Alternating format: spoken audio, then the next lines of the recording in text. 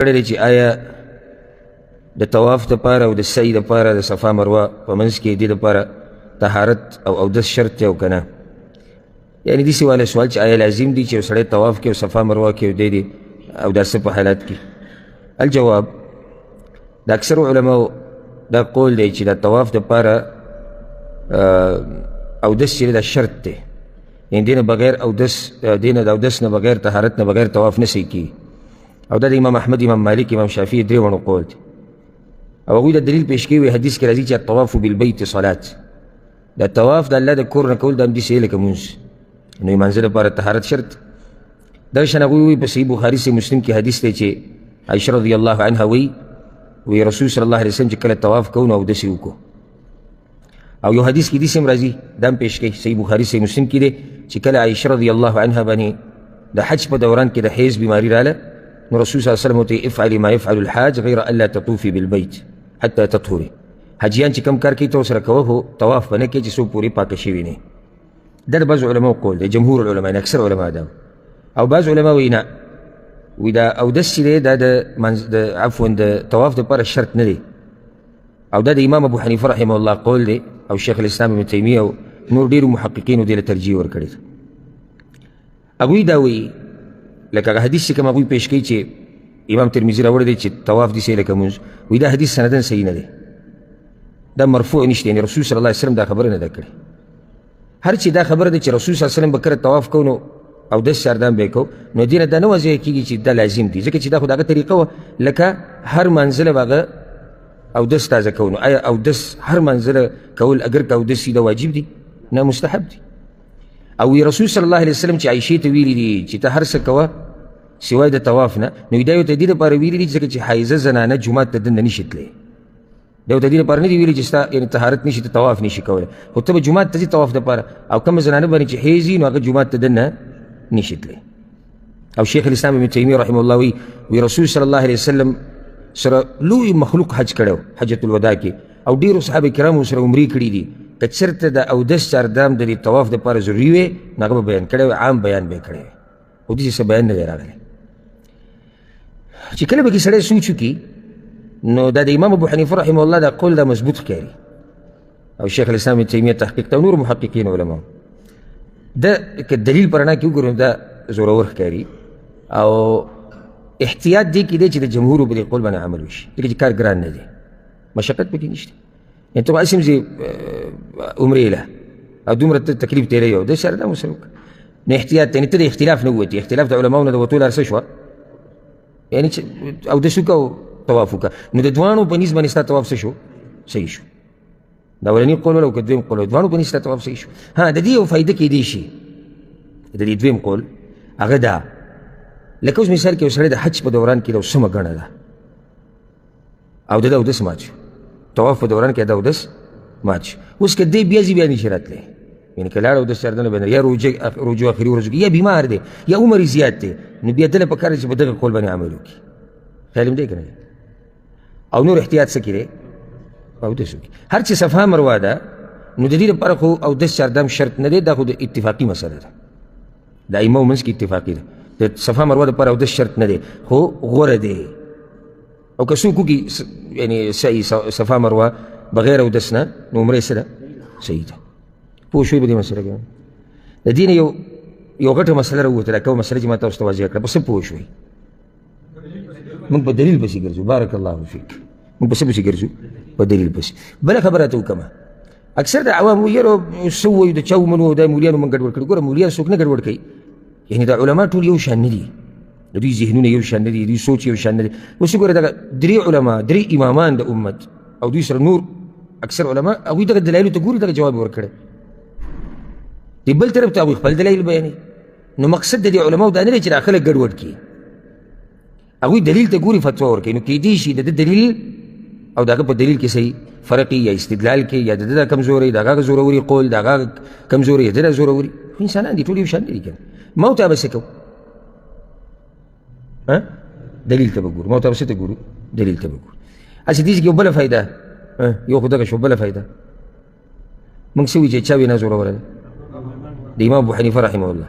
رد دی په خلکو باندې چې موږ باندې دا بهتان لګوي چې دوی د امام ابو حنیفه ګستاخي کوي او دوی امام صاحب نه مني او دوی دا نه مني. دا چا ویلي دي؟ ټول امامان منو الحمدلله، خو د دلیل نه بره نه منو. دا خو ته واضح وایم، که دلته پاکستان کې او انډیا کې او امریکا کې وي، هر ځای کې په هر زمانه کې رہتے په هر حال کې رہتے چې په دلیل د پاسه دله څوک نه منم. ځکه چې کله قرآن آیت راغی او د رسول صلی الله علیه وسلم حدیث راغی او بیا د صحابه کرامو قول راغی او وینا راغله، نو د دې نه دله بل امتي څوک زورور نه منم. په زما خبره غلطه ستاسو هم دغه سوچ که نه ستاسو را بدل دی؟ امتي د امتي وینا زورور کېدی شي د قرآن او د حدیث نه نشي. یا امتي صحابي امتي دی، خو د عام امتي خبره او د صحابي په خبرې منځ کې اختلاف راغی، چا به ترجیح ورکړي؟ صحابي له ولې؟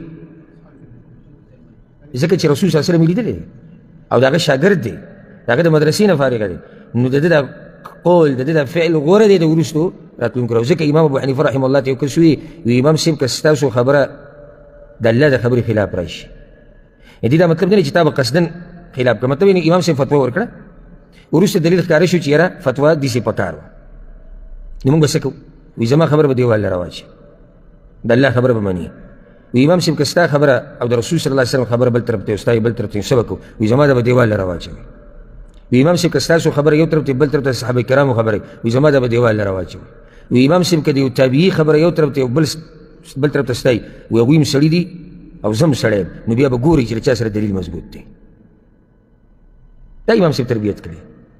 هسې دعوې چغې وایي چې د امام صاحب په مذهب یو پوه نه وي چې د امام صاحب مذهب څه دی، او ځکه خپلو شاګردانو ته دا ویلي امام صاحب وایي زما هره خبره مه لیکئ، ګوره زه نن یو خبره وکړم سبا یې بدلولی شم. ولې بدلوي سبا؟ دلیل ورته ښکاري، ځکه چې امام صاحب په دلیل پسې روان دی. وایي زه نن یو فتوا ورکړم، سبا له ماته دلیل یو بل دلیل میلاو شي، یو مضبوطه خبره بله میلاو شي، زه سبا ووایم چې بهی زما پرونۍ خبره کمزورې وه. نو دا صرف امام ابو حنیفه نه بلکې د دین چې څومره امامان دي، دا صرف څلور نه دي، څومره امامان چې د دین تېر شوي دي، که هغه فقها دي او که هغه محدثین دي، هغو ټولو د امت تربیت په دې کړی دی چې ترجیح به سله ورکوئ؟ هغه به قرآن او حدیث له ورکوئ. دا نه چې ته د یو چا خبره دې رانیولې به یې پسې روان یې. لکه امام شافعي رحمه الله یو پیر حدیث وي، نو هغه شاګرد ورته ووایي دا حدیث صحیح دی، یعنې تاسو څه وایئ چې دا حدیث صحیح دی به صحیح دی، نو ستاسو رایې څه ده؟ یعنې تاسو همدغه څه وایئ کوم چې حدیث کې دا سوال دی. حدیث صحیح دی خو ستا رایې څه ده؟ او غوسه شو، دا مخې وي تک سور شو، وایي تا ته زه نصرانۍ ښکارم، که تا ته زه مجوسۍ ښکارم، تا ته زه وایم د رسول صلی الله علیه وسلم حدیث دی او صحیح دی، او ته ما ته وایې ستاسو څه رایې ده؟ ته دا وایې که نه وایې چې حدیث دی او صحیح دی، نو بیا پکې تپوس څه ضرورت دی چې ستا څه رایې ده؟ خو دقه ده که نه کومه چې حدیث کې ده. نو امامانو تربیت داسې کړی چې هغه وروسته خلکو کې جوړه شوې ده، او دا امامان او د قیامت په ورځ به د دوی لاسونه او ګریوانونه د هغه مولیانو به وي چې کومو عوامو ته دا خبره ښوولې ده چې یاره داسې ورته د امامان پیش کړي لکه دا چې د یو بل دشمنان وو، او لکه دوی چې د دین تقسیم کړی نه، هېڅ چا دین نه دی تقسیم کړی. امام ابو حنیفه د دین تشریح کړې ده، وضاحت یې کوو، امام شافعي وضاحت کوو، امام بخاري وضاحت کوو، امام مسلم وضاحت کوو، امام احمد، امام سفیان، او دې ټول وضاحتونه کول. یو هم دا نه دي ویلي چې دا زما مذهب دی او دا راونیسئ بس. لکه زه اوس دلته ناست یم، حاشا وکله چې زه د هغوی په شان یم، هسې یو مثال تاسو له درکوم، زه دلته ناست یم څه لپاره؟ د قرآن او د حدیث د وضاحت لپاره چې زه د خپل ملګري، د خپل وروڼه، د خپلې خویندې زه په دین باندې پوه کړم د الله په توفیق سره. خدای خو دا مطلب نه چې زما ځان له یو مذهب شو او بس دا جو دا هغه کسان شو چې څوک مثال کې د ابو حسن شاګردان دي، دوی ځان له مذهب او د هغوی ځان له دا امامانو او د دین مشرانو دا کیسې موږ ته نه دي ښودلې. دا خو وروسته د مولیانو بعضو موږ ته داسې نقشه جوړه کړې چې لکه دا امامان د یو بل څه دشمنان. او ځکه ګوره د امام ابو حنیفه رحمه الله د مذهب د فقې بعض کتابونه راواله چې وروستنو مولیانو لیکلي دي، نو به یې کې څه وایي خبره زمونږ مذهب کې داسې ده او په دې کې رد دی په شافعي باندې، او زمونږ خبره داسې ده او په دې کې رد دی په شافعي باندې، او زمونږ خبره داسې ده او په دې کې رد دی په شافعي باندې. لکه دا خو تاسو سمه دښمني جوړه کړې، ټول رد دی په شافعي باندې رد، او هغوی دغه قصه کوي رد دی په ابو حنیفه باندې او رد دی په احمد باندې او په مالک باندې. نو دا مسله کوم ځای کې جوړه شوه؟ وروستنیو کې جوړه شوه. ځکه یو کس قصه کوله، وایي دوه سپین ږیري ناست وو د یو بل سره خبرې کولې جومات کې، وایي دا یو وایي چې شافعي صاحب ناست وو، د امام شافعي نوم ولم نه ورته وایي سپین ږیري، وایي شافعي صاحب ناست وو، وایي چې ښځې سره چې لاس ولګي نو اودس ماتېږي، او وایي د هغه ځینې په زموږ د امام صاحب راودنګل. اوس امام صاحب د امام شافعي سره ملاوي شوی کوم ځای کې دی، دې ته ګوره. ځکه چې یو نیم سل هجري کې امام ابو حنیفه وفات شوی دی او په یو نیم سل کې امام شافعي پیدا شوی دی، خو دوی دې نه دي خبر او وایي چې هغه پرې د هغه ځای نه راودانګل وایي چې څنګه حق یې رانې کوي دا ور پارې ته فتح نو داسې نقشه موږ ته جوړه شوې ده چې دا امامان او دا مولیان د یو بل څه دي دشمنان نه دا د یو بل ورونه دوی د یو بل سره محبت کوو او دوی دعوت ده کوو چې امام پرېږده او پلانې لکه دغه به وایي دا امام احمد بن حنبل و امام پرېږدی او زعیم پرېږدی او پلانې امام او پلانې هم پرېږدی علم د هغه ځای نه واري د کوم ځای نه چې دغه امامان واغستی دي څومره خوږه خبره امامانو د کوم ځای نه دین اخیستی قرآن او د حدیث یو هم دا نه دي ویلي چې ما پسې را روان شي نو الحمدلله موږ هم په دغه منهج یو دا پنن یو ښکلی مثال تاسو مخې له درغی چې هغه درې امامان دا به یو وینا ده امام ابو حنیفه بله وینا ده دلایلو کې چې سړی سوچي کې د امام صاحب دا قول مضبوط ښکاري ځکه چې موږ کې دا تعصب نشته چې موږ د پلاني په مذهب یو د پلاني په مذهب یو او احتیاط څه کې دی احتیاط اودس کول ځکه چې احتیاط اودس ته وکړو نو ته د اختلاف نه ووتې لکه اوس ګوره یو سړی دی اودس چاردامي ونه کړو نو د دې دویم قول مطابق د ده طواف څه دی صحیح دی او د اولیني قول مطابق نه اولیني قول مطابق څه دی نه دی صحیح تاسو ودې که ځکه چې اولیني قول کې دی چې شرط دی او که ته اودس چاردام وکړو نو د اولیني قول مطابق ستا طواف څه دی صحیح ده خو صحیح دی ځکه چې هغوی شرط ګڼي او د امام صاحب د قول مطابق ستا طواف صحیح دی که نه صحیح دی خو د دې قول نه فایده موږ ته کله ملاویږي لکه ما تاسو اوس ګڼه ده یو سړی سپین ږیری دی یا بیمار دی زنانه ده ماشوم دی احرام یې اچولی دی طواف کې نو بیا پکې ګنجایش دي